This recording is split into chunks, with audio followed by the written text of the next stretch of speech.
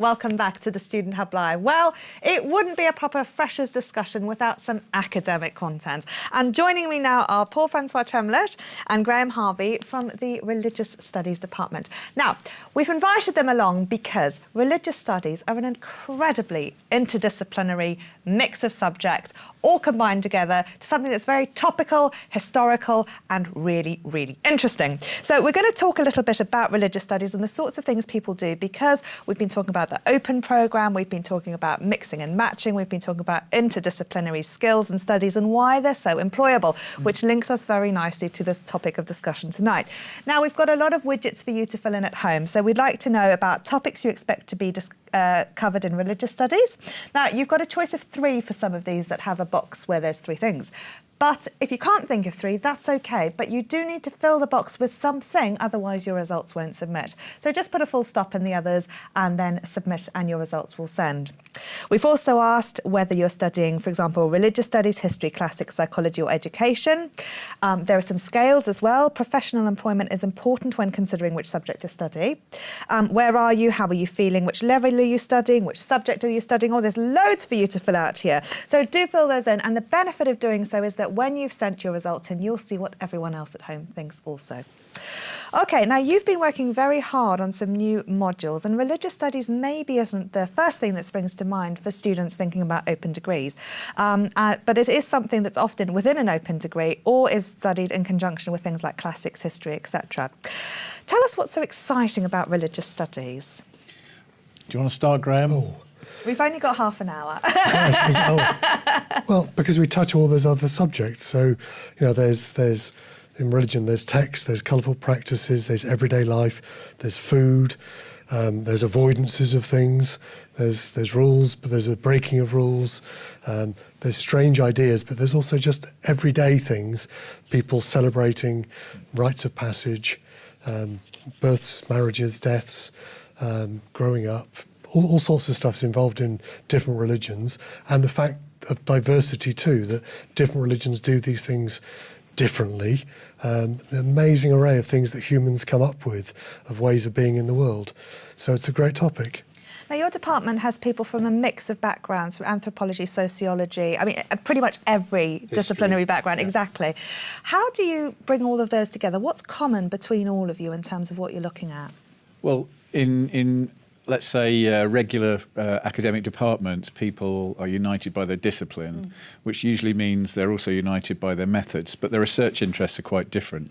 We're united by our research interests, but we have lots of different methods at play in the department. So, as you were saying, some of us are historians, sociologists, folklorists. So there's a range of different skills, different sort of approaches to religions and spiritualities from the past, in the present, far away, close to home. So it's the methodological or the interdisciplinary mixture that characterises our department and distinguishes us from other departments, I would say. Now, when I first met you two in particular, I thought, oh, goodness me, religious studies, that'll be very in-depth, you know, there'll be a lot of sort of textbooks to read. And actually, you've combined a range of material in a range of very topical ways. And very often, as you say, you're not talking about religion as such, but you're talking about practices, about rituals, about ways of doing things, and what those mean for different people in different contexts around the world. Yeah, I mean, people often think religion, that must mean beliefs or some engagement with a sacred text. So, of course, it is those things, but it's lots of other things. And so one of the things would be to think about text in a different way. Our new module has got a whole block about texts, and it maybe challenges some of the ways we think about texts, changes the way, for example, a Bible, for some people in some circumstances, might not be something that you read at all. It might be something that is itself an object of power that can be used for healing, for example. So there's all sorts of different ways in which people engage with texts that challenge the way we understand what a religious text is. But religion is also those practices. It's not that there's religion and then there's odd things that people do. The things that people do, not always odd, sometimes very sensible things, are the religion. So, you know, people eating a meal together regularly is for many people what their religion is, that they do eat some things and they don't eat other things. They eat with some people but not with other people. For many people that is religion. If you think of any religious festival, there is some sort of food involved. So in our module, again, we're thinking at one point about what does religion taste like? So getting people to think, what do you like to eat? What do you avoid eating? Why do you avoid eating it? Why don't the British eat horses? We keep thinking of other religions elsewhere, other cultures, having funny ideas about what they don't eat. And we think they're odd, but we also have very odd things that, we got very upset when we found that horse meat was in pies. So we have a food rule as well. So, and some of these are based in older traditional religious rules and regulations. So these practices are part of people's religious lives. And we also explore. It's not just looking at food rules or Bibles used for healing in sort of isolated instances or isolated contexts. It's about fleshing out deep cultural and historical contexts, so we can see how religious observances or rituals or practices get played out in different times and places. So for example, a couple of the units I authored were one was set in Melanesia, one was set in the Philippines. The whole point was to try and draw out contexts of race, colonialism, inequality between different groups, and to show how Christianities were working out in these different places in different ways, and exploring the getting people to explore these deep contexts and the deep significance of these religions in these places.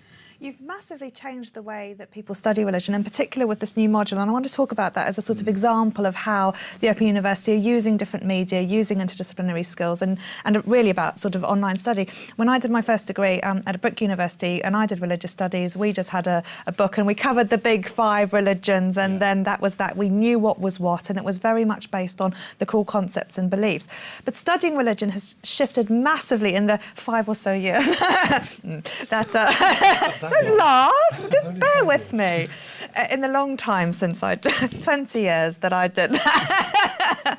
And what you're looking at now is sort of cutting things in very different ways. But equally, there's a lot of messiness there. I mean, if you're looking at all of these different things with different methods, etc., it must feel quite chaotic for students. How have you sort of sectioned this in a way that makes sense and can keep students engaged with all this various media as well going on? So we've thought about those things, and we've thought about what people might expect to have. So we've got a section on places where people do religion.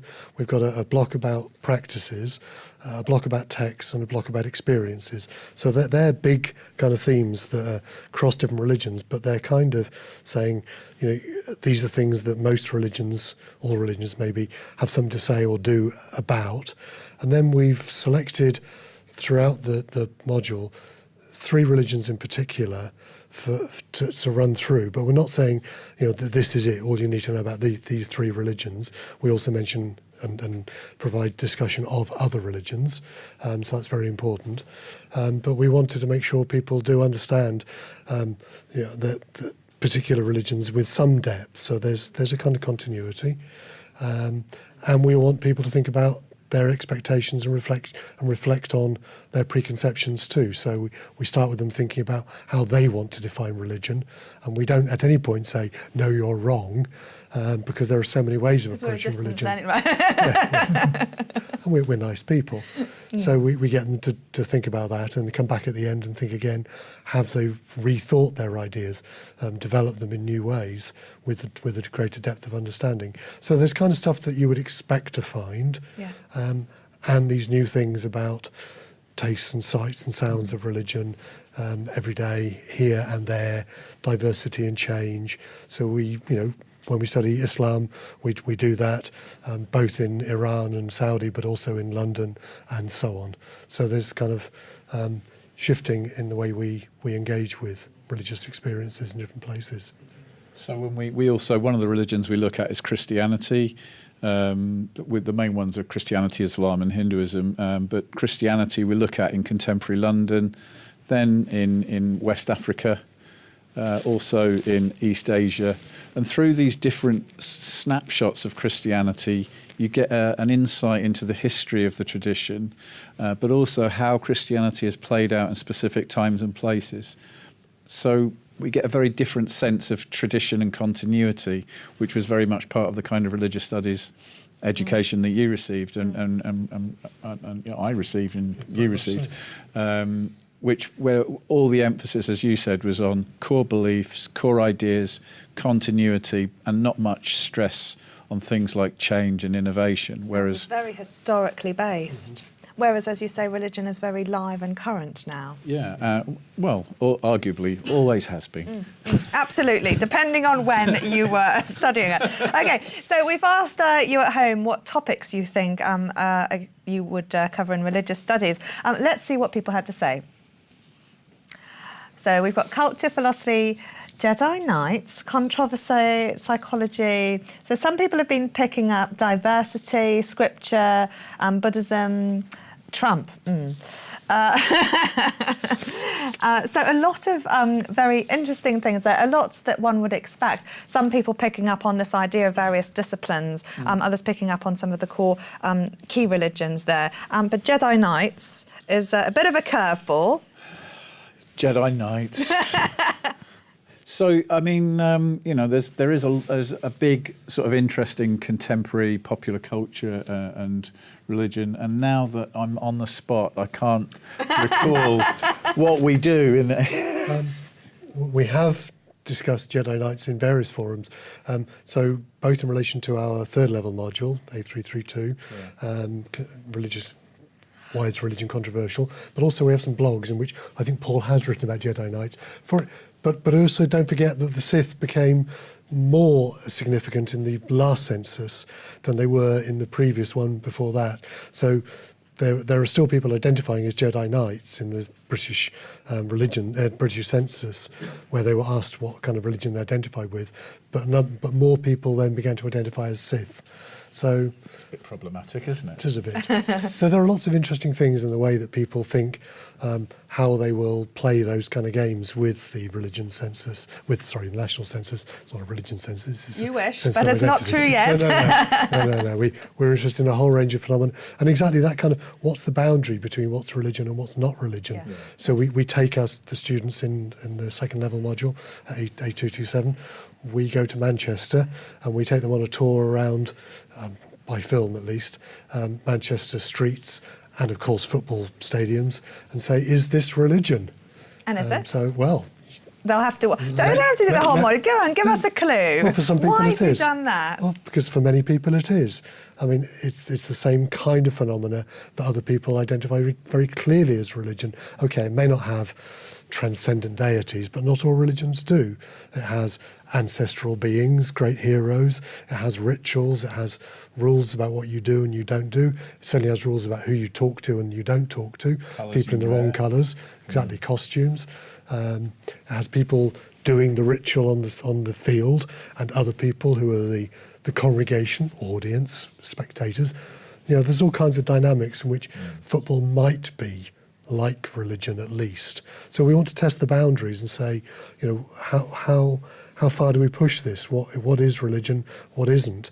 Because we live in a very changeable world, and religion isn't always as clear as it used to seem when it was apparently hierarchical, institutional, and so on. But it was never really like that. It was always ordinary, everyday life, people doing things. So problematic to put on a census where you're confined to ticking one particular box.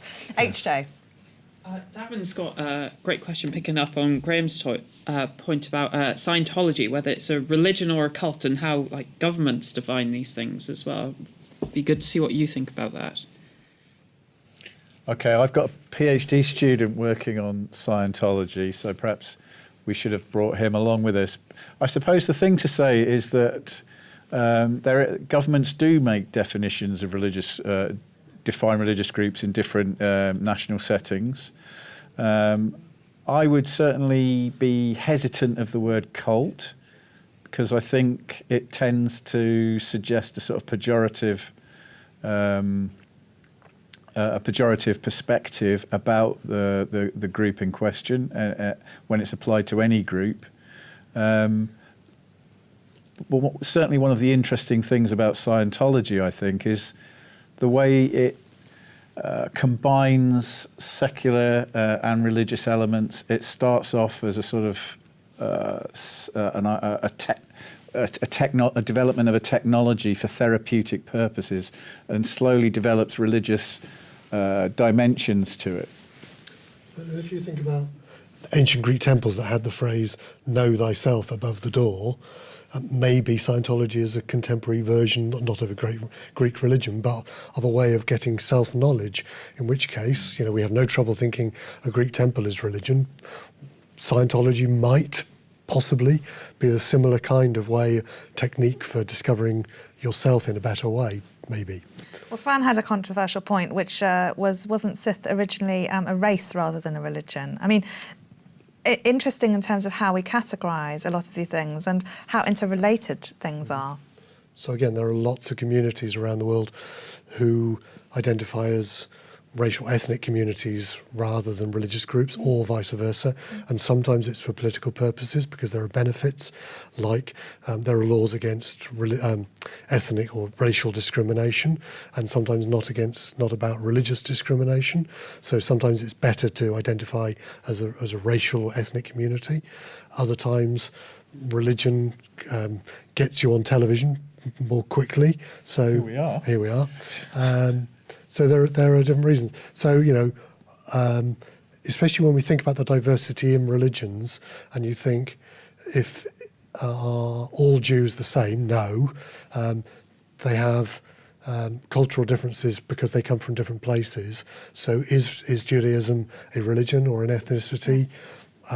These are very difficult questions, and they're ones that we want to interrogate and get people to debate. I mean, this whole question about, what is a religion that you then get students to refer back to at the end seems ultimately so applicable to many other things, because a lot of, academic things, whether or not you're studying religion, is what's our terms of reference here? How do we define it? What's in and out of this category? So it's something that people would do not just in religious studies, but in many other areas. And also who gets to do the defining. Mm-hmm. So what can you say about this sort of idea? Who gets to sort of say, I am this, I am not this? Is it right for a government to be able to say, well, on this census, we're going to have X number of categories? Or should people be able to say, actually, we're going to identify as a race and not a religion because that's how we see ourselves? So there's all these complexities going on. So where do we stand on that? Oh, that's massive, Karen.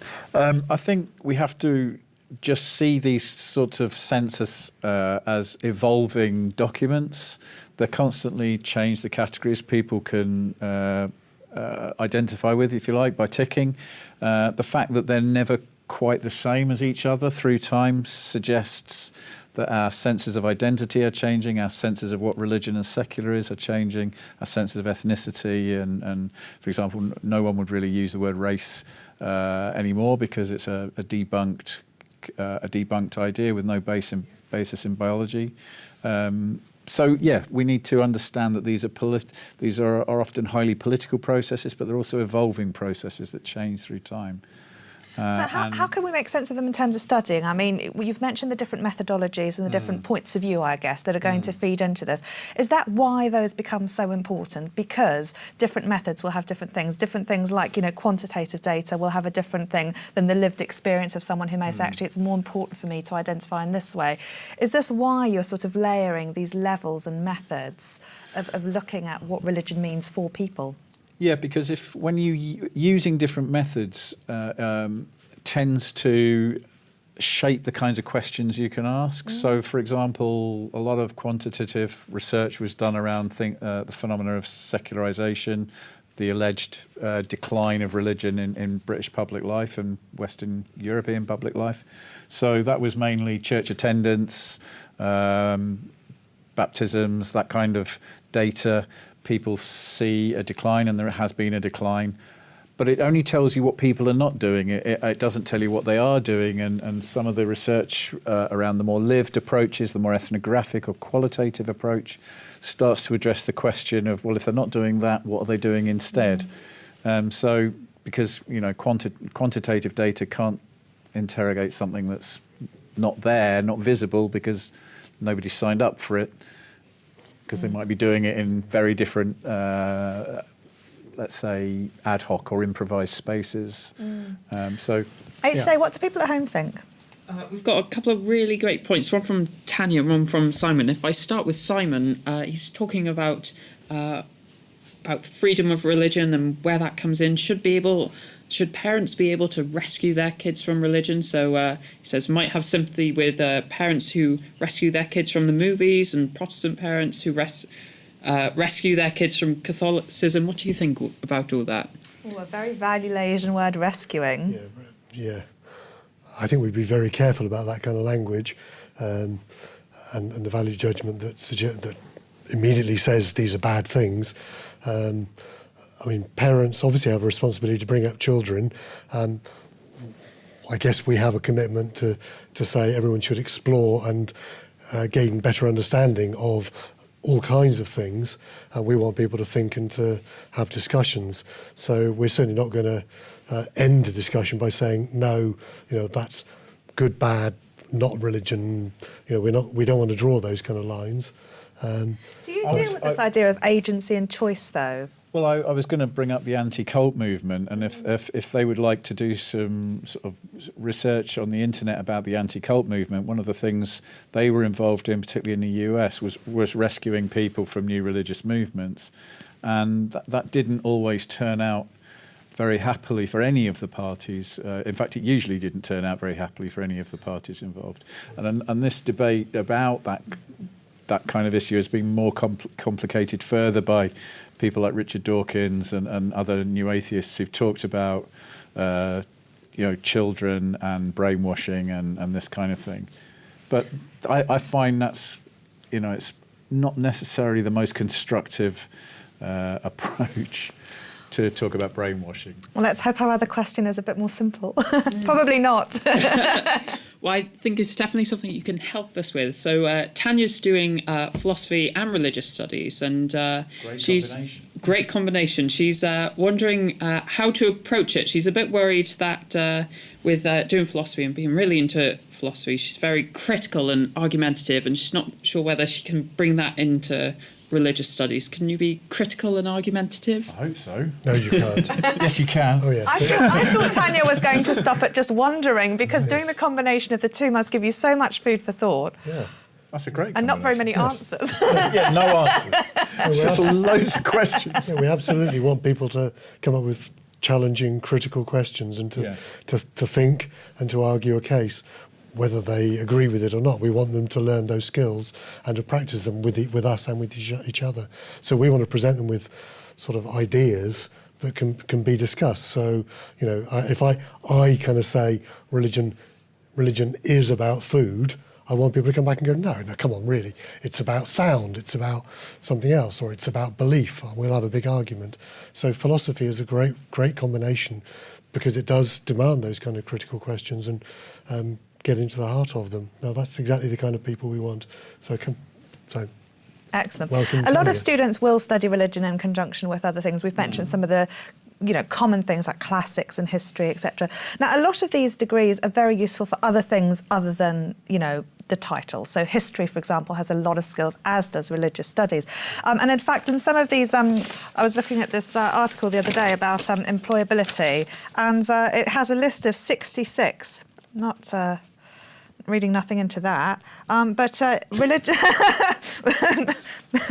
with another 6. But theology and religious studies came up as number 35 in terms of employability, above a lot of things like accounting and finance, politics, sports science, philosophy, English, history.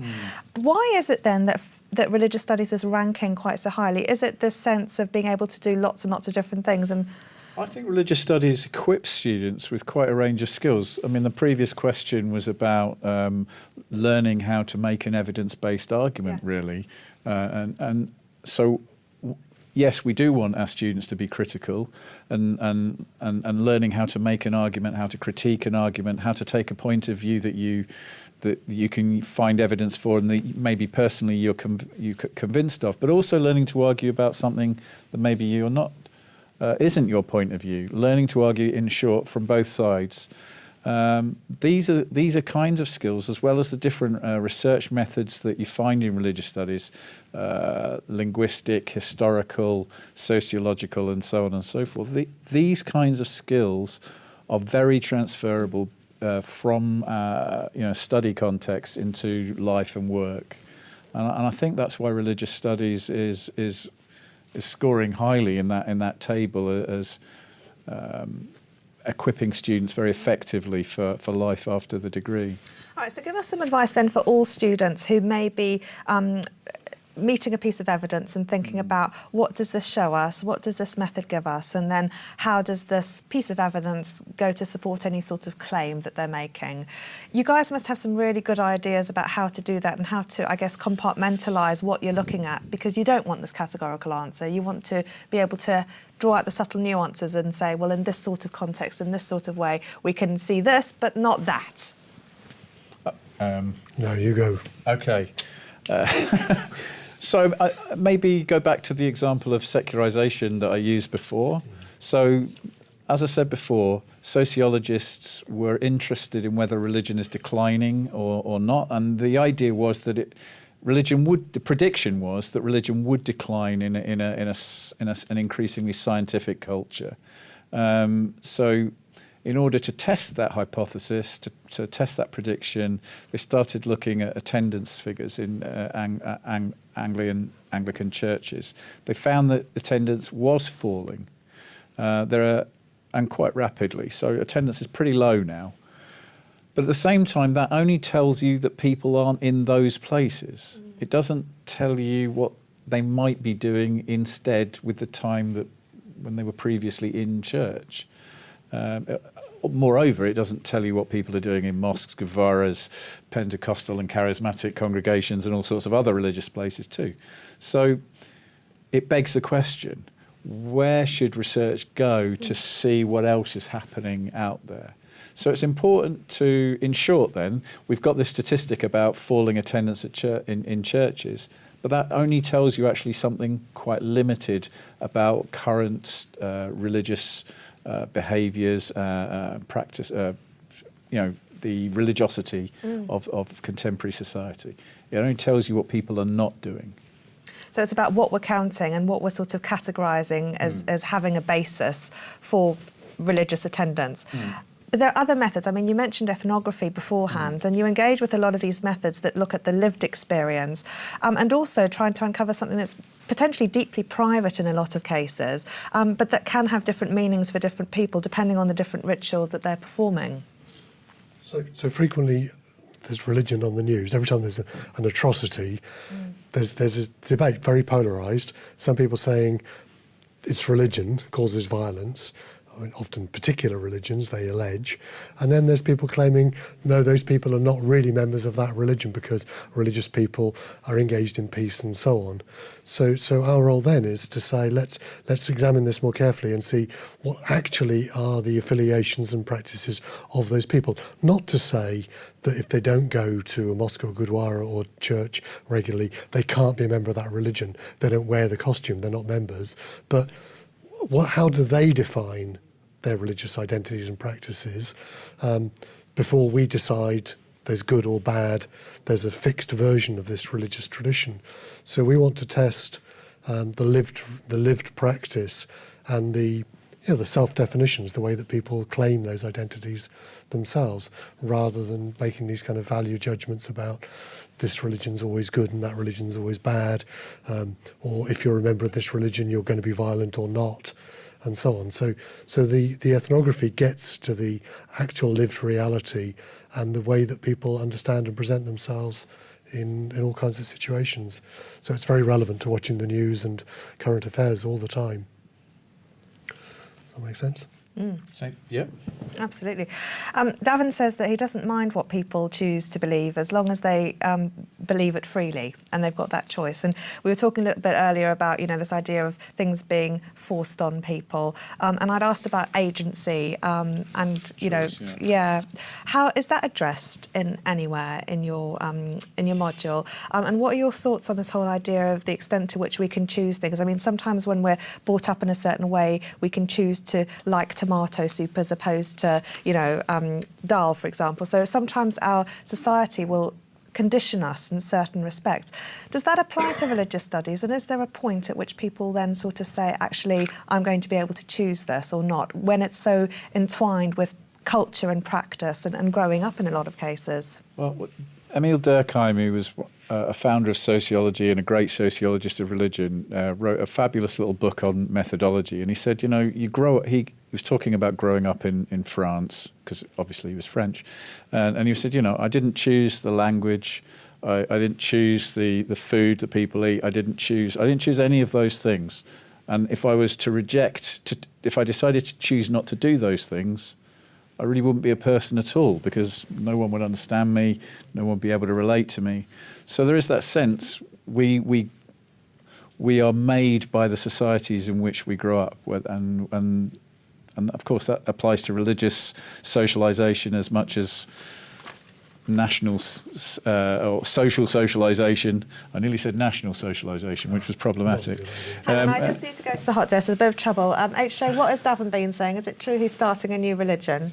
Yes, he's deciding if he needs to put down a religion, sometimes on census or something like that. He's going to put down that he's a cakeist. So, yes, I think that's what we're starting. I'm not sure what the criteria are. Is he of the sponge Don't sect? encourage him, Paul. I hear Tremlett signing up and James thinking about it. It's brand new religion. All the time. It's great. And you're splitting it up already. What's that all about? You should be nice to people, having something new to think about. Especially with cake. Can it be a vegan cake, please? All of these Gluten-free. categories. So this idea then about, religion it's so ingrained in so many practices and principles, etc. It must be a fascinating thing to be able to study. Yeah, I mean, our culture and our society is infused to the deepest levels with, religious ideas from the Abrahamic traditions. There's no escaping that. That's shaped our Western civilization. Which is why you can go and ask questions like, what does religion taste like? There we are. What does it sound like? And some of them taste better than others. Sorry. Don't spoil the whole module. I guess there's no clear-cut answer there, Graham. Absolutely not. No. You have to go around and try a variety of things and see what happens. That's what ethnography is all about as well. And cake. And joining in cake, yes. I think that would go down very well with our Student Hub Live audience. Excellent. So the Department of Religious Studies say you can go around and eat lots and lots of cake. It's all a good thing, and there might be one that's better than another. Paul-Francois Tremlett and Graham Harvey, thank you so much for coming along and starting off a new religion and getting us back on the subject of cake once more. Right. We're going to play you that Ambitious Futures video that we were talking about in our previous session, and then we're going to take a look at a lightsaber fight, so you can see why somebody may have put Jedi Knights in the word cloud.